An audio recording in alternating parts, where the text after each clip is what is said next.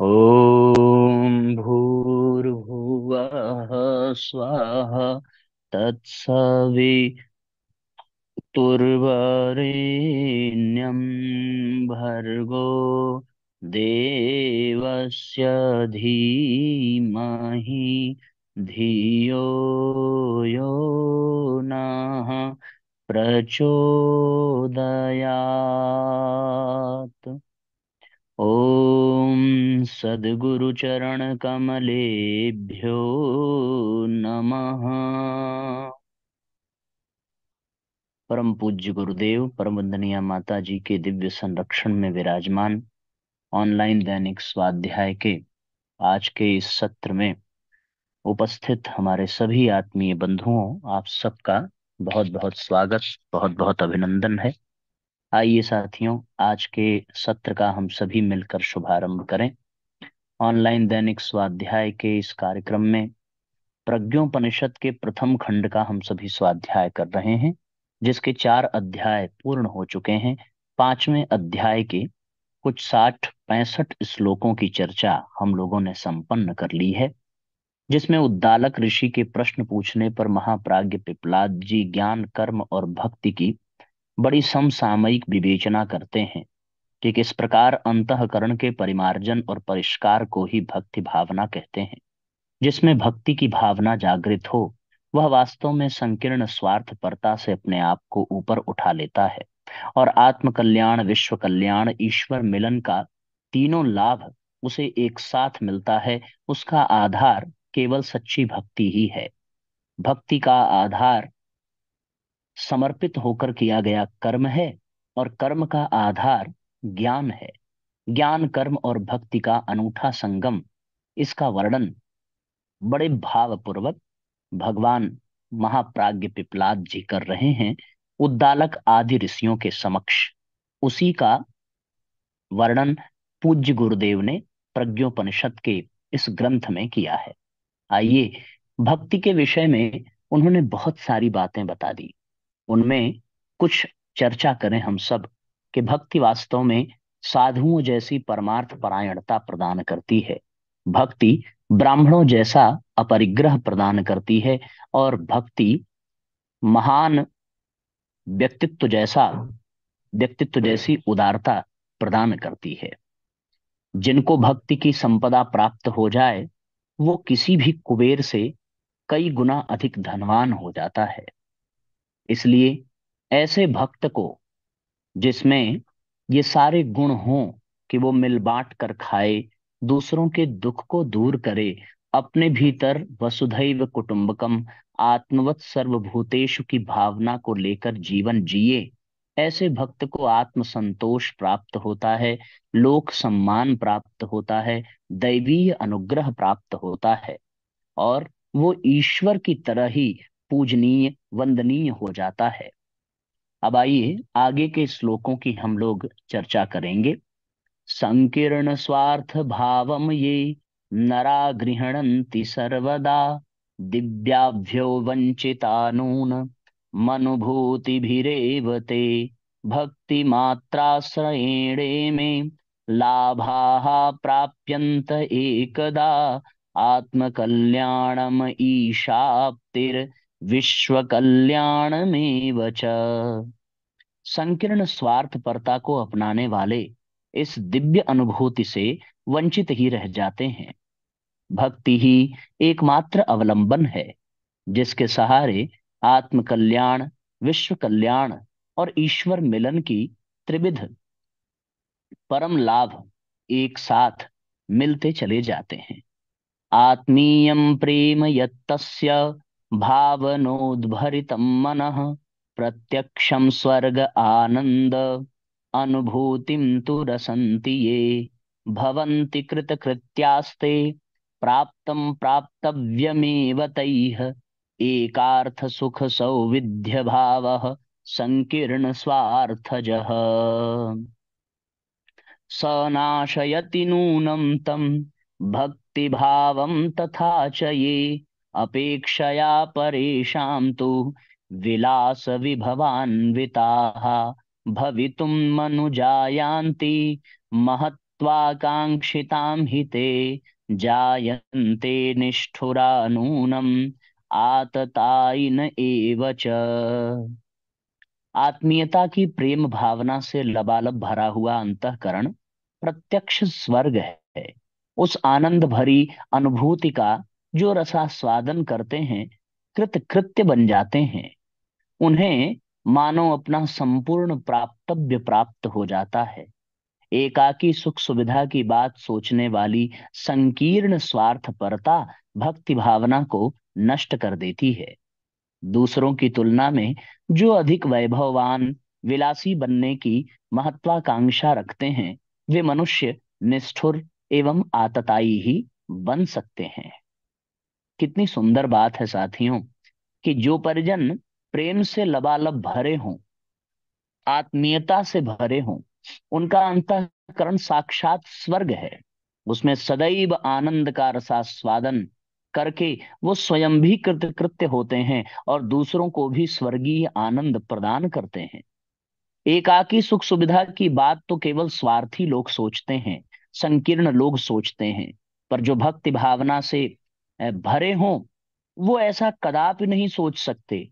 वो दूसरों की तुलना में अधिक वैभववान और विलासी बनने की महत्वाकांक्षा नहीं रखते, बल्कि वो दूसरों के सुख में अपने आप को सुखी अनुभव करते हैं। ऐसे मनुष्य निष्ठुर और आतताई ही होंगे, जो दूसरों से अधिक सुखी होना चाहें, दूसरों को परेशान करके अपना लाभ पाना चाहें।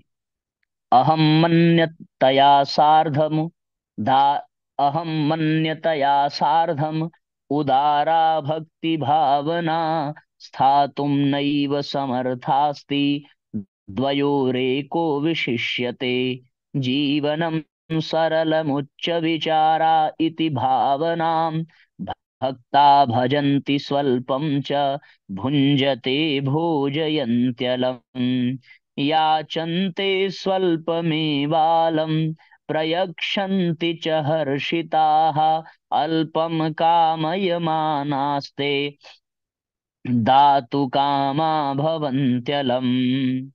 अहम मन्यता और उदार भक्ति भावना का एक साथ रह सकना शक्य नहीं। दोनों में से एक को प्रमुखता देनी होती है। इसलिए भक्तजन सादा जीवन, उच्च विचार का सिद्धांत अपनाते हैं। खाते कम और खिलाते अधिक हैं, मांगते कम और देते अधिक हैं, चाहते कम और देने की इच्छा अधिक रखते हैं, इसी में प्रसन्न रहते हैं। कितनी सुंदर बात है। याचन्ते स्वल्पमेवालं प्रयक्षन्ति च हर्षिताः। याचना कम करते हैं और देने में उनको हर्ष मिलता है। अल्पम कामयमानास्ते दातु कामा भवन्त्यलम। अल्प कामना रहती है, पर देने की भावना उनमें कूट कूट कर भरी होती है। किस सिद्धांत पर भक्त लोग चलते हैं? जीवनम सरलम उच्च विचारा इति भावनम। यही भाव है। सरल जीवन, सादा जीवन, उच्च विचार। जीवनम सरलम उच्च विचारा इति भावनाम। ऐसी सुंदर भावना लेकर, ऐसा सुंदर विचार लेकर के वो अपने अपने जीवन में बड़ी भावना के साथ प्रगति करते हैं और दूसरों को भी ये दिव्य आनंद प्रदान करते हैं। आगे लिखते हैं, भक्तिर्भावुकता नैव तत्रोच्चादर्शता मता सरलम ये तु जीवन्ति तेषामेषा तु संभवेत् अन्ये तात्कालिकान् भावा वेशान् भक्तिं वदन्ति तु भ्रमन्ति ते भ्रमावर्ते पारांश्च भ्रामयन्त्यपि। भक्ति भावुकता नहीं है, उसके पीछे उच्च आदर्श जुड़े रहते हैं। सादा जीवन जीने वालों के लिए भक्ति भावना जैसी उच्च विचारधारा अपना सकना संभव है। दूसरे लोग तो सस्ते भावावेशों को ही भक्ति कहते हैं और भ्रम में पड़े रहते हैं तथा औरों को भी भ्रमित कर देते हैं। ऐसे लोग जो शान शौकत में जी रहे हों, वे लोग दूसरों को भ्रम में ही डालते हैं, अपने भी भ्रम में रहते हैं। भक्ति भावना तो उच्च विचारधारा को अपनाने का संकेत करती है। संकीर्णा स्वार्थ परतैव विद्यते भवबंधनम, लोभ मोह अहंकार इति तस्यास्त्रयः सुताः। इदं कुटुम्बं यत्रापि वासम आधास्यति ध्रुवं, तत्रे तत्र ईर्ष्या कलह द्वेष पात दुर्व्यसनानि च। प्रसंगात् प्रत्यहं नूनम् उदेष्यन्ति तथेदृशाः, आत्मप्रताडनां लोक भर्त्सनां प्राप्नुवन्ति च। संकीर्ण स्वार्थपरता ही भवबंधन है। लोभ, मोह और अहंकार उसी के तीन पुत्र हैं। यह परिवार जहां भी बसेगा, वहां ईर्ष्या, द्वेष, कलह, दुर्व्यसन और पतन के प्रसंग आए दिन उभरते रहेंगे। ऐसे लोग आत्म प्रताड़ना और लोक भर्त्सना सहते रहते हैं। कितनी खतरनाक बात है साथियों। पूज्य गुरुदेव कितना सुंदर वर्णन करते हैं, और महाप्राज्ञ पिपलाद जी ने कितनी बढ़िया व्याख्या की है कि जो संकीर्ण स्वार्थपरता के भवबंधन में जकड़ा हो। संकीर्ण स्वार्थपरता का तात्पर्य तो आप समझ ही चुके ना, कि केवल मेरा भला हो। तीन तरह के लोग हैं इस दुनिया में। एक तो वो जो सबका हित चाहते हैं, ऐसे लोगों को महापुरुष कहते हैं। दूसरे वे लोग हैं जो सबका हित भी चाहते हैं, पर अपना अहित न हो इसका ध्यान रखते हैं। और एक तीसरा व्यक्तित्व होता है, भले दूसरों का अहित हो जाए पर अपना हित होता होना अत्यंत आवश्यक है। जो दूसरों का अहित करके भी अपना हित चाहे, ऐसे व्यक्ति को संकीर्ण व्यक्ति कहेंगे, ऐसे व्यक्ति को स्वार्थी कहेंगे। और जहां ऐसी संकीर्णता हो, जो दूसरों का अहित करने में भी संकोच न करे, ऐसे संकीर्ण स्वार्थी व्यक्ति के भीतर लोभ और मोह और अहंकार ये जन्म लेने लगता है। गोस्वामी जी लिखते हैं, तात तीन अति प्रबल खल, लोभ मोह और अहंकार। लोभ मोह अरुकाम, ये सब स्वार्थपरता के भवबंधन से उत्पन्न होने वाले हैं। और गुरुदेव लिख रहे हैं कि जहां इनका परिवार होगा, किनका परिवार? स्वार्थपरता का, संकीर्णता का और उनके बच्चे लोभ मोह अहंकार का, वहां प्रतिदिन ईर्ष्या, द्वेष, कलह, दुर्व्यसन, पतन, यही प्रसंग हमेशा सुनाई पड़ेंगे। वो अपनी आत्मा उनको प्रताड़ित करेगी, उनको आत्म प्रताड़ना जैसा कष्ट मिलेगा, और प्रतिदिन उनको दूसरों के द्वारा भर्त्सना सुनने को मिलेगी। आगे लिखते हैं, पूजयापि प्रसीदन्ति तेषु देवा न किन्तु ते, दुरात्मनां मनोभावं ज्ञात्वा क्रुध्यन्ति नित्यशः। संतापं शमयत्येनं पूर्णतो भक्ति भावना, अतो भक्तिश्च मुक्तिश्च सघने संयुते मते। स्वार्थान्धतां नरो यावन् मात्रया यो त्यजत्यसो, अनुपातेन तेनैव जीवन मुक्तो भविष्यति। पूजा करने पर देवता प्रसन्न नहीं होते, और इन दुरात्माओं की मन स्थिति को समझते हुए उन पर कोप ही बरसाते रहते हैं। भक्ति भावना ही इस तपन को पूर्ण रूपेण बुझा सकती है, दूसरा कोई मार्ग नहीं है। इसलिए भक्ति और मुक्ति को परस्पर सघन संयुक्त माना जाता है। जो जिस मात्रा में स्वार्थांधता का परित्याग करेगा, वह उसी अनुपात में जीवन मुक्त बनता चला जाएगा। जैसे जैसे हमारा स्वार्थ खत्म होता जाएगा, जैसे जैसे हमारी संकीर्णता मिटती जाएगी, वैसे वैसे हम जीवन मुक्त स्तर के होते जाएंगे, और हमारे भीतर भक्ति भावना का विस्तार होता चला जाएगा। ईश प्राप्तिर्भक्तिर एकम एकम वलंबनमस्ति ही, उदारात्मीय भावानुप्राणिता दर्शवादिनी सा परायणता यातु परार्था तत्र दृश्यते भक्तेः सा भावना सत्या यया दिव्यत्वमाप्यते। ईश्वर प्राप्ति का एकमात्र अवलंबन भक्ति ही है।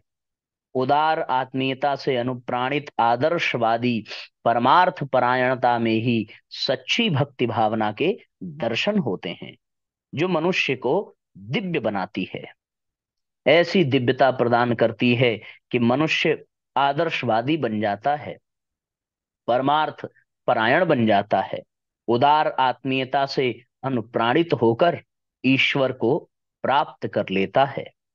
यथा वेला दिने नेयं रात्रेस्तु मिलनस्य हि उषः कालो बुधैः प्रोक्तः प्राणिनो यत्र जाग्रति परात्मनात्मनः संगस्यास्ति नूनं तथा त्वयं भक्तिभावोदयो येष प्रमाणमिह गोचरम। जैसे रात्रि के दिन के साथ मिलने वाले को वेला को उषा काल कहते हैं, जिसमें प्राणी मात्र जग जाते हैं, वैसे ही आत्मा और परमात्मा से मिलन का प्रत्यक्ष प्रमाण भक्ति भावना के उदय में देखा जाता है। भक्ति भावना उदित हो, सूर्योदय के समय दिन और रात्रि का मिलन है, उसी प्रकार भक्ति भावना के उदय होने पर भक्त और भगवान का, आत्मा और परमात्मा का मिलन हो जाता है। आदर्शान प्रतिभक्ति ही सा भवन्तीनां तु व्यक्तिभिः देवताभिस्तु काभिश्चिद् योजका तु महामुने भिन्नां मोह प्रसंगाच्च मन्यत उच्च संश्रयां ज्ञातस्य कर्मणो भक्ते स्त्रिवेण्यां तत्र तद्दिने स्नाता जिज्ञासभोजाताः प्रसन्नास्ते मनीषिणः अज्ञायि ब्रह्म विद्याया गुप्तानां रहसामलम् लाभो साधारणस्त्वस्मिन् सत्संगे प्राप्यते तु तैः इत्थं सत्रं समाप्तं तच्चतुर्थं ते मनीषिणः। हे मुनीश्वरों, भक्ति आदर्शों के प्रति होती है। उसे किसी व्यक्ति या देवता के साथ जुड़ने वाले मोह प्रसंग से सर्वथा भिन्न एवं उच्च स्तरीय ही माना गया है। ज्ञान कर्म के साथ भक्ति की त्रिवेणी में स्नान करके उस दिन सभी जिज्ञासु मनीषी बहुत प्रसन्न हुए। ऐसा लगा मानो ब्रह्म विद्या का असाधारण लाभ इस सुयोग सत्संग में उन्हें उपलब्ध हो रहा है। इस प्रकार चौथा सत्र दिवस भी समाप्त हुआ और सबको ज्ञान, कर्म और भक्ति का आध्यात्मिक पक्ष, भक्ति का व्यवहारिक पक्ष और सैद्धांतिक पक्ष की जानकारी मिली कि वास्तव में भक्ति क्या है और भक्ति कैसे आती है और भक्ति भावना के आ जाने पर किस प्रकार मनुष्य का, प्राणी का कायाकल्प हो जाता है और परिणाम स्वरूप उसे कैसे ईश्वर की प्राप्ति हो जाती है। इसका बहुत सुंदर वर्णन बड़े भाव से किया गया कि किस प्रकार कर्म करते हुए ज्ञान पूर्वक भक्ति का संगम कर लेने से भगवान मिल जाते हैं। इति श्रीमत्प्रज्ञोपनिषदि ब्रह्म विद्यात्म विद्ययोः युग दर्शन युग साधना प्रकटीकरणयोः श्री पिप्पलाद श्वेत केतु ऋषि संवादे उदार भक्ति भावना इति प्रकरणो नाम पंचमो अध्यायः।